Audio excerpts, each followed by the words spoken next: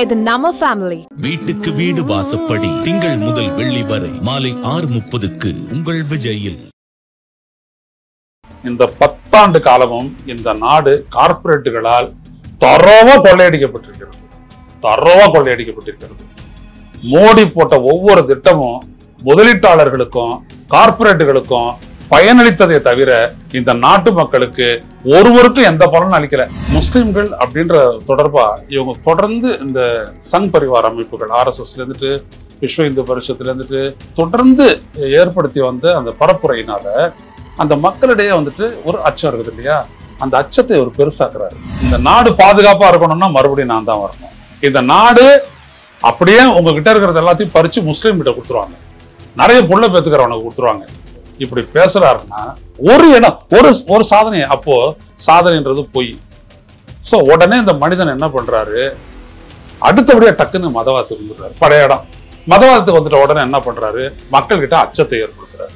தன்னுடைய கடைசி ஆயுதமா இதை யூஸ் பண்றாரு. கடைசி ஆயுதம், ஒன்லி ஆயுதம். இந்த நாட்டு மக்களுக்கு உன்னுடைய சாதனைன்னு எதையும் நீ கம்யூனிகேட் பண்ண முடியலையே. ஏன் மோடி அரசனுடைய செயல்பாடு விவாதத்திற்கு வராமல் தடுப்பதற்காக அவர் கையாண்ட யுக்தி, அவரோடு சேர்ந்து கார்பரேட் ஆதிக்க சக்திகள், வெளிநாட்டு சக்திகள், இவர்கள் எல்லாம் சேர்ந்து கையாண்ட யுக்தி தான் மதவாத அரசியல் என்பது.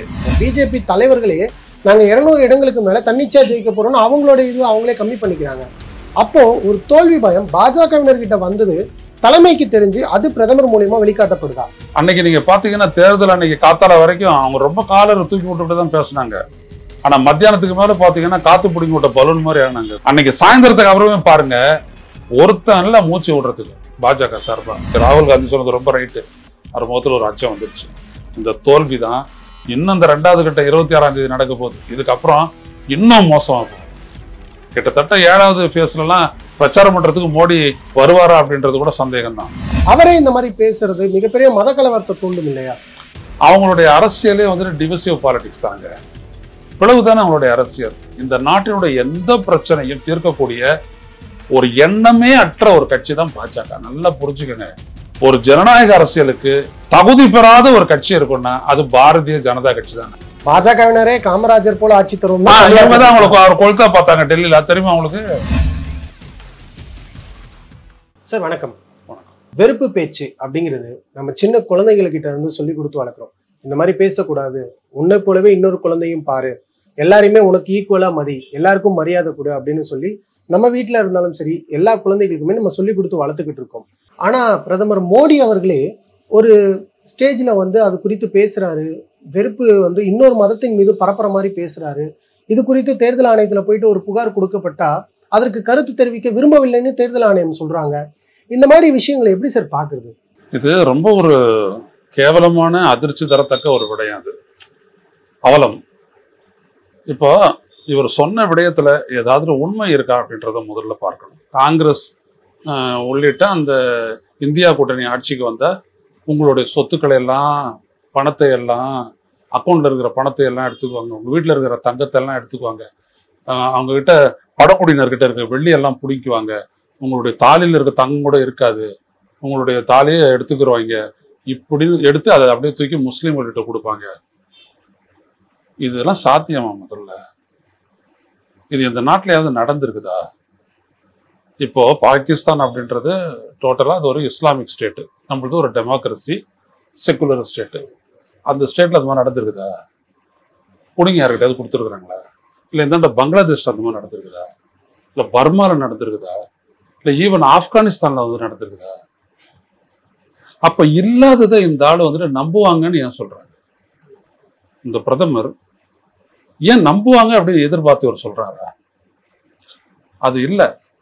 அந்த மக்கள் கிட்ட வந்துட்டு முஸ்லிம்கள் அப்படின்ற தொடர்பா இவங்க தொடர்ந்து இந்த சங் பரிவார் அமைப்புகள் RSSல இருந்துட்டு விஸ்வ இந்து பரிஷத்துல இருந்துட்டு அப்புறம் வந்துட்டு இன்னும் பல்வேறுபட்ட அமைப்புகள் தொடர்ந்து ஏற்படுத்தி வந்த அந்த பரப்புரையினால அந்த மக்களிடையே வந்துட்டு ஒரு அச்சம் இருக்குது இல்லையா, அந்த அச்சத்தை ஒரு பெருசாக்குறாரு.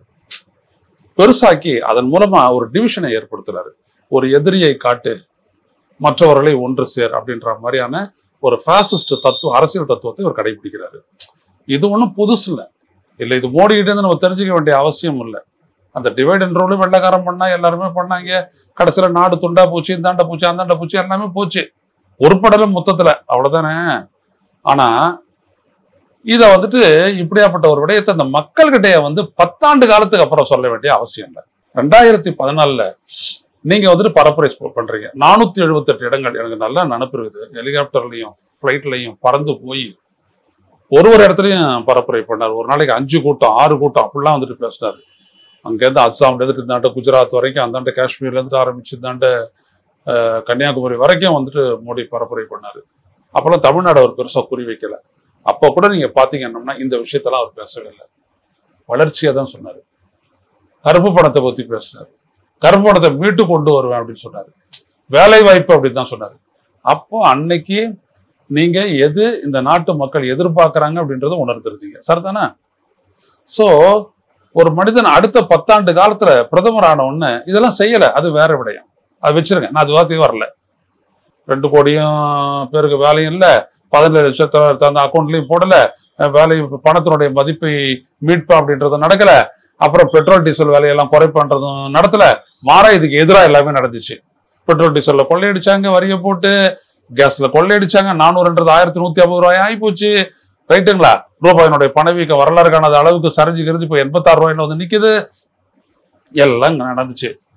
ஆனா இதெல்லாம் எந்த எதிர்கட்சியும் கொஸ்டின் பண்ணல. ரொம்ப பெருசா நல்லா நீங்க கவனிச்சீங்கன்னா 10 ஆண்டு காலம் ஆட்சிக்கு வந்துட்டதுக்கு பிற்பாடு இதை பேசாமல் இன்னொரு இடத்துல மோடி இருக்காரு. நீங்க எல்லாரும் பேப்பரை எடுத்து பார்த்திருப்பீங்க. நாங்க என்ன செஞ்சோம் அப்படின்றது ஒரு பக்கம் விளம்பரம். பல கோடி வீடுகளுக்கு வந்துட்டு குடிநீர் குழாய் மூலம் குடிநீர் வசதி கொடுத்தோம். பல கோடி வீடுகளுக்கு வந்துட்டு டாய்லெட் கட்டி கொடுத்தோம், ஸ்வச் பாரத். பல கோடி ஏழை எளிய மக்கள் நகர்ப்புறங்களும் கிராமப்புறங்களையும் வீடு கட்ட ஆவாஸ் யோஜனா கொடுத்தோம். விவசாயிகளுக்கான பயிர் காப்பீட்டு திட்டத்தை கொடுத்தோம். இப்படின்னு ஒரு 10-15 திட்டத்தை வந்துட்டு அவர் சுத்திரம் வச்சு நடுவில் மோடியினுடைய பெரிய படத்தை போட்டு ஒரு பேஜ் அட்வர்டைஸ் பண்ணிட்டு நம்ம இந்தியர்கள் யாரும் பார்க்காமலே இருக்க முடியாது. ஏன்னா எல்லா மொழி பத்திரிகைகள்லயும் வந்துச்சு, ஆங்கில பத்திரிகைகள்லயும் வந்துச்சு, தொலைக்காட்சியிலையும் வந்துச்சு. உக்ரைன்ல இருந்து விட்டு கொண்டு வந்தாரு நம்ம மோடி. ஆனா இவ்வளவு வருது அட்வர்டைஸ்மெண்ட்ல. எந்த ஒரு தேர்தல் பரப்புரை கூட்டத்திலையும் இந்த சாதனைகள்ல ஒரு சாதனை கூட மோடி எடுத்து பேசல. ராஜஸ்தான் மாநில மக்களினுடைய வாழ்நிலையை பத்தி தெரியும். இப்ப இந்தியாவில வந்துட்டு ஒரு முன்னேறிய மாநிலம் கிடையாது, மிகவும் பின்தங்கிய மாநிலங்கள்ல பட்டியலில் இருக்குது. அந்த மாநிலத்தில் இது சொன்னல உங்களுக்கு எல்லாம் கிராமமா உங்களுக்கு வந்துட்டு வீடுகளுக்கு நேரம் தண்ணி வந்திருக்கா? உங்களுடைய வீடுகளுக்கெல்லாம் இலவசமா நான் வந்துட்டு கேஸ் அடுப்பை கொடுத்துருக்கிறேனே, இலவசமா அடுப்பு கொடுத்துருக்கிறேனே, உங்களுக்கெல்லாம் வந்துட்டு டாய்லெட் கட்டிக்கிறதுக்கு வந்துட்டு பணம் கொடுத்துருக்கிறேனே, உங்களுக்கெல்லாம் வந்துட்டு சின்னதா ஒரு வீடு கட்டிக்கிறதுக்கு வந்துட்டு 1,30,000 ரூபாய் பிரைம் மினிஸ்டர் ஆவாஸ் யோஜனா திட்டத்தின் மூலம் கொடுத்துருக்கிறேனே. இப்படி எதையுமே பேசல மோடி. இந்த நாடு பாதுகாப்பா இருக்கணும்னா மறுபடியும் நான் தான் வரணும். இந்த நாடு அப்படியே உங்ககிட்ட இருக்கிறது எல்லாத்தையும் பறிச்சு முஸ்லீம் கிட்ட கொடுத்துருவாங்க, நிறைய புள்ள பேத்துக்கிறவனுக்கு கொடுத்துருவாங்க. இப்படி பேசுறாருன்னா இதற்கான காரணம் 2. இந்த பேப்பர்ல கொடுத்த அட்வர்டைஸ்மெண்ட் படி எதுவுமே அங்க நடக்கல அப்படின்றது உண்மை. இதெல்லாம் புள்ளி வர பொய்கள் அப்படின்றது 1. ஏன்னா அது பேசணும்ல. இப்ப மு.க. ஸ்டாலின் போறாரு, போய் பரப்புரை பண்றாரு. உங்க எல்லாருக்கும் 1000 ரூபாய் கொடுக்குறேன் மாசத்துக்கு உரிமை தொகை, அப்புறம் இந்த படிச்சுட்டு வேலைக்கு படிச்சுட்டு மேற்படிப்புக்கு போற பெண்களுக்கு 1000 ரூபாய் கொடுக்குறேன், மாணவர்களுக்கு கொடுக்க போறேன், சோறு போட போறேன், மகளிருக்கான இலவச பேருந்து, இதை 4 தவிர வேற ஏதாவது, அப்புறம் மருத்துவம், இது 5 தவிர வேற ஏதாவது சொல்லியிருக்காரு இவரு. எல்லாமே பாத்தீங்கன்னா அன்றாட பிரச்சனைகள், அன்றாடமா ஒரு கை தூக்கி விடுற மாதிரி, கை கொடுக்குற மாதிரி ஒண்ணு, அவ்வளவுதான் இல்லையா? இதை பேசிட்டு அவர் வந்துட்டு முடிச்சுட்டு போயிட்டாரு தேர்தல் பிரச்சாரத்தை சக்சஸ்ஃபுல்லா. இதை விட பெரிய விஷயம் இல்லையா? டாய்லெட் கட்டி கொடுத்தது, வீடு கட்டி கொடுத்தது, தண்ணீர் கனெக்ஷன் கொடுத்தது, மேல்நிலை நீர் தொட்டிகளை ஏற்படுத்தினது. புரியுதுங்களா? இதெல்லாம் ஏன் மோடி அப்ப பேசல? சரி, நீ தமிழ்நாட்டுல பேசல, ஏன்னா தமிழ்நாட்டுல முன்னாடி நடந்துச்சு. கர்நாடகால பேசினாரா? ஆந்திரால பேசினாரா? உத்தரப்பிரதேச எங்கேயுமே பேசலையே. அப்ப என்ன அர்த்தம்? இவருடைய ஆட்சியில எதுவுமே நடக்கல அப்படின்றதும் ஒரு புள்ளி வரத்தை இவங்க என்ன ஆச்சுன்னா ஒரு கவுண்டர் ஆர்குமெண்ட்டுக்காக வைக்கிறாங்க. இப்ப உதாரணத்துக்கு என்னோட ஒரு விவாதத்துல கலந்துகிட்ட ஒரு பாஜக மூத்த தலைவர், ஒரு பேராசிரியர் சொல்றாரு, தமிழ்நாட்டுல மட்டும் 4.25 கோடி பேருக்கு நாங்க முந்த்ரா லோன் வழங்கி இருக்கிறோன்றாரு. நான் சொன்னேன், ஐயா இருங்க, நான் பதில் சொல்லணும் அப்படின்னா ஒரு விமானத்துக்கு போக வேண்டியது இருந்தது, போயிட்டார். அதை பத்தி ஒண்ணும் இல்லை, மரியாதைக்குரிய ஒரு என்னையோட மூத்தவர் அவர். 4.25 கோடிக்கு. அப்புறம் நான் சொன்னேன், தமிழ்நாட்டில் இருக்கக்கூடிய வாக்காளர்கள் 6.25 கோடி பேர். எல்லாம் ஓட்டு போடக்கூடிய தகுதி பெற்றவன் தான் கடன் வாங்கவும் வர்றான். 4.25 கோடி பேருக்கு குறைஞ்சபட்சம் அந்த 50,000 கூட நீங்க கொடுத்துருக்கீங்க அப்படின்றது உண்மையானால் நீங்க பரப்புரையே பண்ண வேணா, படுத்துக்கிட்டே ஜெயிக்கலாம்னு. சரிதானா? நான் சொல்றது எடுபடாத. நானா இருந்தேன்னா, தமிழ்நாட்டு மக்களே, உங்களை எவ்வளவு பேர் வந்துட்டு முத்ரா லோன் வாங்கியிருக்கிறீங்க அப்படின்னோம்னா அந்த கூட்டத்துல பாதி பேராவது கை தூக்கணும்ல. இது ஒண்ணு போதுமா? மிச்சம் மீதி இருக்கிறவங்கள மறுபடியும் ஆட்சி வந்து நான் கொடுப்பேன். ஆனா நம்பிக்கையோட இருங்க. சொல்லலையே, பல்லடத்துல பேசினாரு, தூத்துக்குடியில பேசினாரு, நெல்லையில பேசினாரு, சேலத்துல பேசினாரு, கோயம்புத்தூர்ல பேசினாரு, நந்தனத்துல பேசினாரு. சொல்லலையே. ஏன் சொல்லல? ஒரு இடம், ஒரு சாதனை. அப்போ சாதனைன்றது பொய். சோ உடனே இந்த மனிதன் என்ன பண்றாரு, அடுத்தபடியா டக்குன்னு மதவாதத்துக்கு வந்துடுறாரு. பழைய இடம் மதவாதத்துக்கு வந்துட்ட உடனே என்ன பண்றாரு, மக்கள் கிட்ட அச்சத்தை ஏற்படுத்துறாரு. தன்னுடைய கடைசி ஆயுதமா இதை யூஸ் பண்றாரு. கடைசி ஆயுதம், ஒன்லி ஆயுதம். வேற என்ன இருக்குது அவர்கிட்ட? உலகமெல்லாம் போடுறாங்க விஸ்வகுரு அப்படின்றீங்க. நீங்க விஸ்வகுருவா என்ன அப்படின்றதெல்லாம் வந்துட்டு அவங்க பத்தி எழுதி வச்சிருக்காங்க. அது வேற கதை, டிஃபரெண்ட். நான் என்ன கேட்கறேன்னா, இந்த நாட்டு மக்களுக்கு உன்னுடைய சாதனைன்னு எதையும் நீ கம்யூனிகேட் பண்ண முடியலையே. ஏன்? அப்ப நீ வந்து நின்ன இடம் இது வெறுப்பு அரசியல். சோ இப்ப இந்த வெறுப்பு அரசியலின் மூலம் நீ கீழே கொண்டு போற. ஒருவேளை இதற்காகவே வாக்களிச்சிட்டாங்க உனக்குன்னா இந்த நாட்டுல என்ன நடக்கும்னு நினைக்கிறீங்க? இத மக்கள் ஏத்துக்கிட்டாங்கன்னு தானே ஆகும். இந்த வெறுப்பு பேச்சை ஏத்துக்கிட்டாங்க. ராஜஸ்தான்ல 25க்கு 25 பாஜக ஜெயிச்சது, அந்த மக்கள் வெறுப்புணர்வை இந்த பேச்சை ஏத்துக்கிட்டாங்க. குஜராத்ல 26 பிஜேபி, அந்த மக்கள் ஏத்துக்கிட்டாங்க. மத்திய பிரதேசத்துல 28க்கு 29க்கு 27 பாஜகவை ஏத்துக்கிட்டாங்க. பீகார்ல 40க்கு 38 மோடி சொன்னதை ஏத்துக்கிட்டாங்க. அங்க 70 சீட்ல 80 சீட்ல 70 சீட்டு பாஜக. அவர் சொன்னதை அப்சல்யூட்டா ஏத்துக்கிட்டாங்க. அப்படிதான் அவர் ஆட்சிக்கு வந்துட்டோன்னு. அவர் 370 400 அது வேற கதை. மீண்டும் ஆட்சியை பிடிச்சிட்டாரு. இதுதானே உண்மை. அப்ப நாட்டுல கலவரம் நடக்காது, வேற என்ன நடக்கும்? அப்போ இதை ஏன் சொல்றாரு மோடி அப்படின்னோம்னா, இவருக்கு எதிராக ஒரு கேள்வி வந்துடக்கூடாது. நல்லா கவனிங்க. அந்த கேள்வி என்ன அப்படின்னோம்னா, நீ 10 ஆண்டு காலம் யாருக்கு என்ன செஞ்ச? இந்த 10 ஆண்டு காலமும் இந்த நாடு கார்பரேட்டுகளால் தரோவா கொள்ளையடிக்கப்பட்டிருக்கிறது. மோடி போட்ட ஒவ்வொரு திட்டமும் முதலீட்டாளர்களுக்கும் கார்பரேட்டுகளுக்கும் பயனளித்ததை தவிர இந்த நாட்டு மக்களுக்கு ஒருவருக்கும் எந்த பலனும் அளிக்கல. முன்னேற்றம்னு நீ காட்டினா கூட அதனுடைய பை ப்ராடக்டா எம்ப்ளாய்மெண்ட் வரணும், வருவாய் பெருக்கம் வரணும். வரலையே. நீ 5வது பெரிய பொருளாதாரன்ற 129வது இடத்துல உன் மக்களுடைய வாங்கும் சக்தி இருக்குது. இப்ப அமெரிக்கா வந்துட்டு பொருளாதாரத்துல வந்துட்டு வளர்ந்த பொருளாதாரத்துல நம்பர் 1 இருக்கிறான்னா, அவனுடைய நாட்டு அந்த அமெரிக்கர்கள்லாம் வந்துட்டு வாங்கு சக்தியில வந்துட்டு 100வது இடத்துல இருப்பாங்களா? 5வது இடத்துலயாவது இருப்பாங்கல்ல. நீ 5வது இடத்துல இருக்கிறவங்க 8வது இடத்துல இந்தியா இருக்கணும்ல? கிடையாது. அப்ப என்ன உண்மை அப்படின்னோம்னா, அந்த இவர் யாருக்காக அதை செஞ்சாரோ அது விவாத பொருளா ஆவாத தடுக்கிறதுக்கு தான் மதவாதமே. நல்லா நீங்க புரிஞ்சுக்கங்க. இந்த 10 ஆண்டுகளில் மோடி அரசனுடைய செயல்பாடு விவாதத்திற்கு வராமல் தடுப்பதற்காக அவர் கையாண்ட யுக்தி, அவரோடு சேர்ந்து கார்பரேட் ஆதிக்க சக்திகள், வெளிநாட்டு சக்திகள், இவர்கள் எல்லாம் சேர்ந்து கையாண்ட யுக்தி தான் மதவாத அரசியல் என்பதே. இந்த தேர்தல்ல எல்லாருமே தேர்தலுக்கு முன்னாடி, தேர்தல் தேதி அறிவிப்புக்கு முன்னாடி வரைக்கும் சொன்னது, பாஜக பெரும்பாலான இடங்கள்ல கண்டிப்பா ஜெயிச்சிருவாங்க, எதிர்கட்சின்ற ஒண்ணு இல்லவே இல்லை, காங்கிரஸ் அஸ்தமிச்சிருச்சு அப்படின்லாம் சொன்னாங்க. கிட்டத்தட்ட ஒரு 400 இடங்களை பாஜக எய்ம் பண்றதா சொன்னாங்க. தேர்தல் தேதி அறிவிச்சாங்க, அப்படியே அந்த ரேட்டு கம்மியாச்சு, 350ன்னு சொன்னாங்க. தேர்தல் போயிட்டு இருக்கு. இந்த டைம்ல 250 தான் பிஜேபியோட டார்கெட் அப்படின்னு சொல்றாங்க. பிஜேபி தலைவர்களே நாங்க 200 இடங்களுக்கு மேல தன்னிச்சையா ஜெயிக்க போறோம்னு அவங்களோட இது அவங்களே கம்மி பண்ணிக்கிறாங்க. அப்போ ஒரு தோல்வி பயம் பாஜகவினர்கிட்ட வந்தது தலைமைக்கு தெரிஞ்சு அது பிரதமர் மூலியமா வெளிக்காட்டப்படுதா? இதுதான் ரொம்ப முக்கியமான கேள்வி. அன்னைக்கு நீங்க பாத்தீங்கன்னா தேர்தல் அன்னைக்கு காத்தால வரைக்கும் அவங்க ரொம்ப காலரை தூக்கி விட்டுட்டு தான் பேசினாங்க. ஆனா மத்தியானத்துக்கு மேல பாத்தீங்கன்னா காத்து பிடிங்கி விட்ட பலூன் மாதிரி ஆனாங்க. விஷயம் என்னன்னா, அதுக்குள்ள செய்தி பரவிடுச்சு. 21 மாநிலங்கள்ல தான் முதற்கட்ட தேர்தல் நடந்துச்சு. அதுல தமிழ்நாடுல முழுசா 39 தொகுதியும். இந்த 21 மாநிலங்கள்லயும் இவங்க இந்த முதற்கட்ட தேர்தலை வந்துட்டு என்னன்னா, இவங்க ஒரு டெஸ்ட் மாதிரி தான் பண்றாங்க. நீங்க தேர்தல் ஆணையம் வேற, பாஜக வேற, RSS வேற எல்லாம் பார்க்க வேணாம். எல்லாத்தையும் ஒன்னா வச்சுக்கன்னா புரிதலுக்கு ரொம்ப ஈஸியா இருக்கும். 21 இடத்துல முதல் கட்ட தேர்தலை நடத்துறாங்க.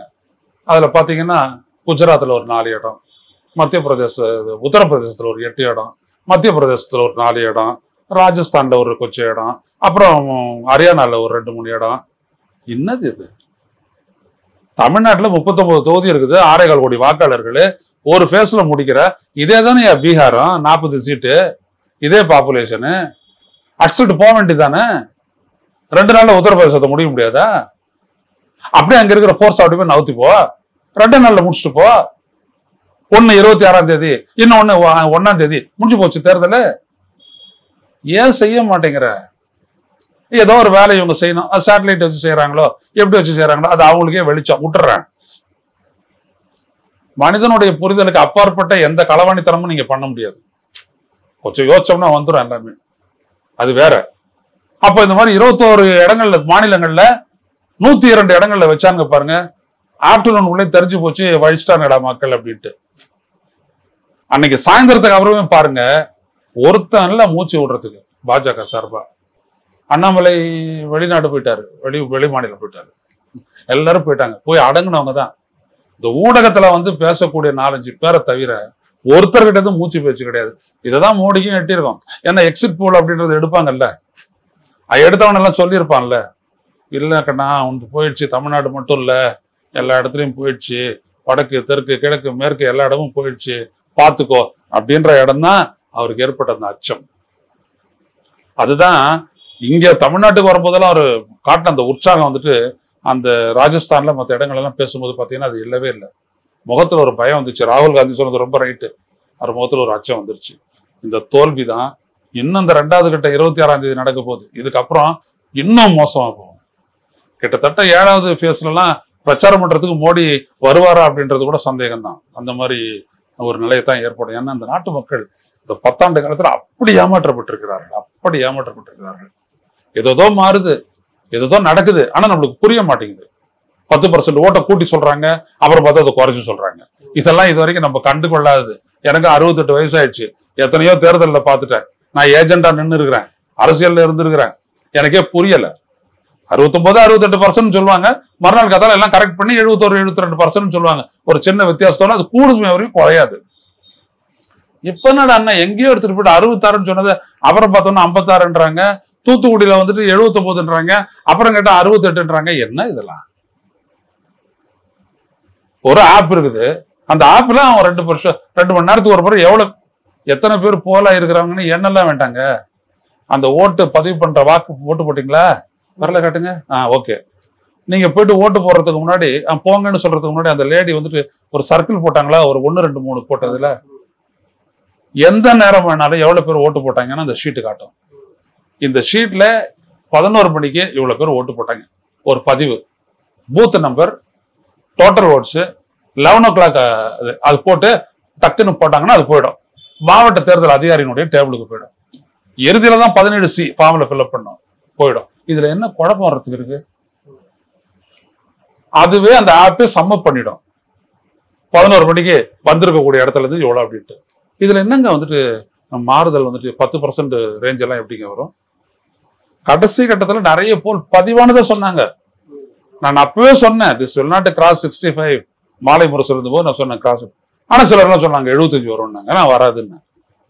அப்படிலாம் ஆகாது. கடைசி நேரத்துல வந்துட்டு பெரிய ஒரு சர்ஜெல்லாம் ஆச்சுன்னா அடிச்சாங்கன்னு அர்த்தம், ஓட்டு அடிச்சாங்கன்னு அர்த்தம். எதுல வேணாலும் பண்ணலாம்.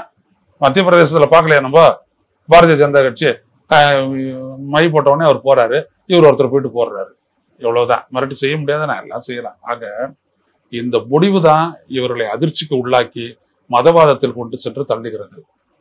இதுதான் இங்க ரொம்ப முக்கியம். ஆனா எனக்கு என்ன தோழா ஒரே ஒரு விஷயம் என்னன்னா, இதையெல்லாம் ரிப்போர்ட் பண்ண பேப்பர்கள் யாருமே இதை பேசுற அந்த பொதுக்கூட்டத்தை அந்த மக்களுடைய ரியாக்ஷன் என்னன்றத பதிவே பண்ணல. இப்போ நம்ம ஏன் பேசுறோம்? It is for the people's expectation. இந்த வீடியோ பார்க்கக்கூடிய மக்களுடைய எதிர்பார்ப்புக்காக போறோம். அவங்களுடைய ரெஸ்பான்ஸ் தான் நம்ம ஃபீட்பேக்கை பார்க்குறோம். ஆனா எந்த பத்திரிகையாவது நீங்க ஃபீட்பேக் கொடுத்தீங்களா ஐயா? பிரதமர் பேசுறாரு, பல்லாயிரக்கணக்கில் வந்துட்டு கூட்டியிருக்காங்க, கூட்டப்பட்டு எப்படி அதை பத்தி ஒன்றும் இல்லை. இந்த வெயில்ல வந்து கூட்டுறாங்களே ராஜஸ்தான், அதே பெரிய விஷயம். அவங்க கிட்ட ஒரு கருத்து யாருமே கேட்கலைங்க, கேட்டு பதிவு பண்ணவே இல்லை. அப்ப நீங்க எல்லாம் எங்க இருக்கீங்க? இப்போ இந்த மாதிரியான விஷயங்கள் ஒரு பக்கம் போயிட்டு இருக்கும்போது இன்னொரு ஒரு மிகப்பெரிய அச்சம் எழுது சார். என்ன அப்படின்னா, நம்ம எல்லாருக்கும் பிடிக்குதோ பிடிக்கலையோ பிரதமர் அவர் தான், எதிர்கருத்தே இருந்தாலும் நமக்கான பிரதமரும் அவர் தான் அப்படின்னு இருக்கும்போது அவரே இந்த மாதிரி பேசுறது மிகப்பெரிய மத கலவரத்தை தூண்டும் இல்லையா? அவங்களுடைய அரசியலே வந்துட்டு டிவிசிவ் பாலிடிக்ஸ் தாங்க. பிளவுதானே அவங்களுடைய அரசியல். இல்லாட்டி மீத்திக்கும் அந்த மீத்தி பழங்குடி இருக்கும், இன்னொரு பழங்குடியினர் இருக்கும், அந்த மோதல் ஏன் வந்துச்சு, ஏன் வேடிக்கை பார்த்தாங்க? முதல்ல நான் சொன்னேன் இவங்க வேடிக்கை பார்ப்பாங்க, ஏன்னா இவங்க பெரும்பான்மை அரசியலை குறி வைக்கிறாங்க. சோ இவங்க மீத்தி அந்த அந்த அந்த பழங்குடிக்கு சார்பாக இவங்க நிக்கிறாங்க, இந்த குக்கீஸுக்கு எதிராக அவங்க வந்துட்டு மோதலை தூண்டுறாங்க அப்படின்னா அதுதான் நடந்துச்சு. இவங்களால தீர்க்கவே முடியாது. இது ஒண்ணும் இல்லைங்க, இந்த நாட்டினுடைய எந்த பிரச்சனையும் தீர்க்கக்கூடிய ஒரு எண்ணமே அற்ற ஒரு கட்சி தான் பாஜக. நல்லா புரிஞ்சுக்கோங்க. வாஜ்பாய் இருந்தபோது கூட எந்த பிரச்சனைக்கும் அவர் தீர்வு காணல. அவர் இருந்த அந்த கூட்டணி அரசினுடைய சாதனை தான் வாஜ்பாய்க்கு பெருமையை கொடுத்தது. எப்படியும் வாஜ்பாய் எதையும் செய்யல, அவங்களுக்கு தெரியவே தெரியாது. அவங்க ஒரு மதவாத ஆதிக்க சிந்தனை அரசியல் அவங்களுக்கு. இது முதல்ல புரிஞ்சுக்கோங்க. நான் ரொம்ப முன்னாடி சொன்னேன், ஒரு ஜனநாயக அரசியலுக்கு தகுதி பெறாத ஒரு கட்சி இருக்குன்னா அது பாரதிய ஜனதா கட்சி தான். அது கிடையவே கிடையாது. அந்த கட்சி அப்படிப்பட்டதே கிடையாது. அவங்க ஒரு மேலாதிக்க சிந்தனாவாதிகள், அவ்வளவுதான். இப்போ இந்துத்துவா இந்து மக்கள் தானே பேசுறாங்க. அப்புறம் ஏன் இந்துக்களுக்கு இட ஒதுக்கீடு கொடுக்கறத வந்து எதிர்க்கிறாங்க? ஏன் எக்கனாமிக்கலி வீக்கர் செக்ஷன் அப்படின்ட்டு அப்பர் கிளாஸ் அப்பர் கம்யூனிட்டிஸ்க்கு அவங்க கொடுக்குறாங்க ரிசர்வேஷன்? அப்ப யாருக்காக எனக்கு புரியுது இல்ல. அப்ப அனைவருக்குமாக இவங்க பேசியிருக்கிறாங்க. அது உண்மையா இருந்ததுன்னா அவங்க இந்த நாட்டுக்கு நிறைய செஞ்சிருக்கணும். பெரும்பான்மை இந்துஸ் தானே, 85% தானே இந்துஸ்தானே. அப்ப இந்துக்களுக்கு எவ்வளவு செஞ்சிருக்கலாமே. ஆனா நீ அண்ணா இவங்களெல்லாம் புறக்கணிச்சுட்டு கார்பரேட்டுக்கு செஞ்சிருக்க. உன்னுடைய சாதனையை ஒரு இடத்துல நீ போய் பேசுறியே ஏன்? நீங்க மட்டும் இல்ல, இங்க வந்த நட்டா பேசல, இங்க வந்த ராஜ்நாத் சிங் பேசல, இங்க வந்த அமித்ஷா பேசல, நிர்மலா பேசவே மாட்டாங்க. ஏன்னா வேலை கொடுக்கறதும் எங்க வேலை இல்ல, தொழில் செய்யறதும் அரசாங்கத்தினுடைய வேலை இல்ல, வெங்காயம் வெள்ளை பூண்டுன்னா நான் சாப்பிடுறது இல்ல, மேட்ரு முடிஞ்சு போச்சு அவங்களுக்கு. என்ன அடிப்படை இவங்க கிட்ட இருக்குது பாருங்க. ஒரு ஆட்சியை இவங்க கிட்ட கொடுத்ததுக்கான அடிப்படை ஏதாவது இருக்கா பாருங்க. எதுவுமே கிடையாது. அவங்க எக்ஸ்போஸ் ஆகிட்டே வராங்க, நம்ம எக்ஸ்போஸ் பண்ணிக்கிட்டே வரோம். ஆனா இங்க நடுவில் இவிஎம் வச்சான். இதுல நம்ம ஓட்டு போடுறோமோ இல்லையோ, யாருக்கு ஓட்டு போட்டோம்னு தெரியாது, யார் கணக்குல போய் சேருதுன்னு தெரியாது. இந்த களவாணித்தனம் தான் 10 ஆண்டு கால இந்தியாவினுடைய தலையெடுத்து நிர்ணயித்தது காரணம். மக்களே அல்ல, ஒரு வருஷத்துல கண்டுபிடிச்சிருவாங்க மக்கள். அதாவது நம்ம மொசலை பிடிக்கிற நாயினுடைய முகத்தை பார்த்தா முகரைய பார்த்தா தெரியுவாங்களே, அப்படிதான் இந்த நாட்டுல ரொம்ப ஈஸியா கண்டுபிடிச்சிருவாங்க. அதனாலதான் சாதாரணமா பாத்தீங்கன்னா நம்ம மக்கள் வந்துட்டு இந்த வாக்கு அந்த ஓட்டிங் பேட்டர்ன்ல மாறவே மாற மாட்டாங்க. எதையாவது என்னையா எம்ஜிஆர் ஓட்டு போட போதும், அவர் தான் செஞ்சாரு, ஒண்ணு சும்மா பேசாத, எங்களுக்கு எல்லாம் அறிவு இருக்கு சொல்லி கேள்விப்பட்டிருக்கீங்க ஒரு பத்திரிகை. ஏன் அப்படி சொல்றாங்க? ஜெயலலிதா நடிக்க சரிதான் விடு, அம்மா தான் எங்களுக்கு ஆடை கொடுத்தாங்க, மாடை கொடுத்தாங்க, கோழியை கொடுத்தாங்க, ஏமாந்தா அவங்களுக்கு மட்டும் வசதி இருந்ததுன்னா குதிரை கூட கொடுத்துருப்பாங்க போயிட்டு அப்படின்னு சொல்லிடுவாங்க. சைக்கிள் கொடுத்தாங்க, லேப்டாப் கொடுத்தாங்க. அப்போ இந்த மக்களை நீ தொடணும். அதான் ஒரு அரசியல்வாதிக்கு மக்களுக்குமான கனெக்ட். தொட்டினா நீ தலைவன். தொட்டாரா மோடி? பெரிய கேள்வி இல்ல. ஆனா அவர் தொடர்ந்து ஜெயிக்கிறார். எப்படி? அப்ப இந்த செல்வாக்கு செல்வாக்கு செல்வாக்கு மோடி கரிஷ்மா எல்லாம் பூதம் தான். ஆக இப்ப என்ன ஆகி போச்சு? பில்டிங் ஸ்ட்ராங்கு, பேஸ்மெண்ட் வீக்கு, கீழே எதுவுமே இல்லை அப்படின்னு தெரிஞ்சிட்ட உடனே இவங்க பயப்பட ஆரம்பிச்சிருக்காங்க. அந்த அச்சத்தின் வெளிப்பாடு மதவாதமா வெளியில வருது. சாதனை இருக்கிறவங்க பயப்படவே மாட்டாங்க. பெருந்தலைவர் காமராஜ் சொன்னார், நான் படுத்துக்கிட்டே செய்வேன், தோத்துட்டாரு, அரிசி பஞ்சம், பரவாயில்ல விட்டுட்டாரு. ஆனா இன்ன வரைக்கும் மரியாதையோட பேசப்படுறாருல அவரு. பாஜகவினரே காமராஜர் போல ஆட்சி தரும் அவர் கொளுத்த பார்த்தாங்க டெல்லியில, தெரியுமா அவங்களுக்கு? இவர் டெல்லியில வச்சு கொளுத்த பார்த்தாங்க. சனாதனத்தை எதிர்த்தாரு அவரு, கொளுத்த பார்த்தாங்க அவரு. ஆன்டி சனாதனின்னு சொல்லிட்டு இன்னைக்கு உதயநிதி ஸ்டாலின் சொல்றாங்கல்ல, இவங்க இதே காரணத்துக்காகவே காமராஜரை கொளுத்த பார்த்தாங்க. தப்பிச்சிட்டாரு காமராஜர். புரியுதுங்களா? இவங்க வந்துட்டு பேசுறாங்க. இப்போ உண்மை என்னன்னா, இந்த ஆட்சி ஒருபோதும் மக்களுக்கு உண்மையா இருந்ததும் இல்லை, செய்ததும் இல்லை. அவ்வளவுதான். இப்ப மதவாதத்தை காட்டி மழுங்கடிக்க பார்க்கிறார்கள். இதுக்கு மக்கள் மசிய மாட்டார்கள், இறங்க மாட்டார்கள். மக்கள் இன்னொரு முறை தோக்க மாட்டார்கள். இவிஎம் இருக்கு, என்ன ஆகுன்றத பார்ப்போம். உங்களுடைய நேரத்தை பயன் நமக்கு ரொம்ப நன்றி சார்.